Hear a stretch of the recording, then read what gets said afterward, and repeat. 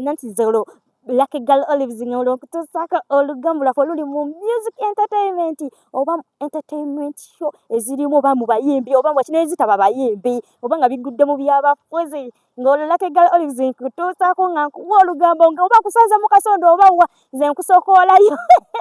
kamera zange zonna ezikusangira naye nga nkyali awo tubadde tukyali awo tukyali mu byabufuzifuzi tugamba ani yesimbawo waneddako ngolo omwami Eddie yawe ngagamba munnange nange njagala kwesimbawo ku kila municipality nange munnange abali mu ntebe abamukyeka abazituulamu tebaagala kukola ki tebaagala vaayo nange kanji jesooka endabe oba nsobola okufunayo ettooke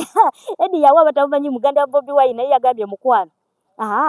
wabanga nange mukulu wange oba muganda wange gyali mu kibiina nange kanji jengezeeko tukyali awo olwo ne tuyingizawo Bad Black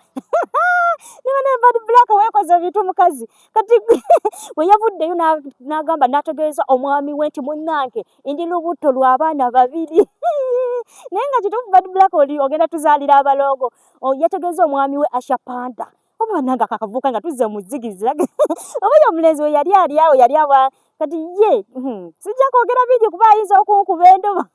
naye nga bambi Bad Black twesinza okulaba abalongo bogenda okuzaalira olulenzi olulungi lu handsome abalongo bo watugambye ababiri enewe sifa abakola sikaani ngolo tukyali awo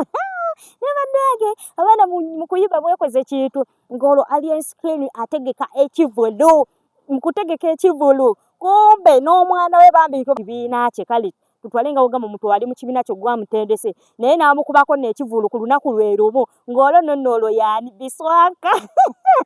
Biswaka yagambye bwe mba nga navaayo nange kamunageko nti nno nange nsobola omuteekako ekivulu ate abantu bajje tulabe ani anaasinga n'akiteekamu omukono ate nga bakyali awo bakyali mu bato Fiki Gaza n'agamba mukwano nze gwe badde wange gwe yantandika eri wansi sisobola kubeerawo nga tetuzzeewo tuddemu ne baddamu ne babeera babiri ne bagenda tukubira kolabo era eyo kolabo baneetugirize nga beeyogerera biwanvu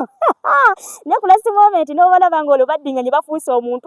omutulinze eyo kolabo nansi ze mpeerawo nze naggambye olugambo buli wamu bandwe somba nze nagamba oba weekwese oba oliwa nkunoonyaayo n'obeera olinnye waggulu ku muti nkakwata ne gamba yeerule oba leero ndufunye deire sifuka obeera